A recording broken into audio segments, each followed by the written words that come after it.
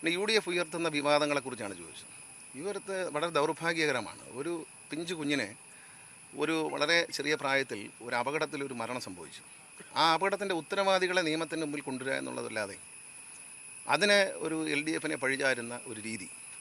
ഇപ്പോൾ എനിക്ക് തോന്നുന്ന അടുത്ത ദിവസങ്ങളിൽ എനിക്ക് തോന്നുന്നു ഒരു കപ്പലിനെ പിടിച്ചിട്ടുണ്ട് കടലിൽ.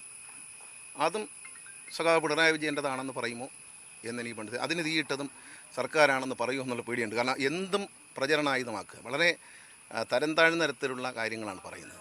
ഒരു കുഞ്ഞിൻ്റെ മരണത്തിൽ നമ്മൾ ദുഃഖിക്കുകയും അത്തരത്തിലുള്ള സംഭവങ്ങൾ ആവർത്തിക്കാതിരിക്കുകയും ചെയ്യുന്നതിനാണ് നമ്മൾ ശ്രമിക്കേണ്ടത്. ഒരു 2 മാസം മുമ്പും ഇവിടെ ഇതുപോലൊരു മരണം സംഭവിച്ചായിട്ട് അറിയാൻ കഴിയും, നിലമ്പൂരിൽ തന്നെ. അതൊരു മുതിർന്ന വ്യക്തിയാണ്.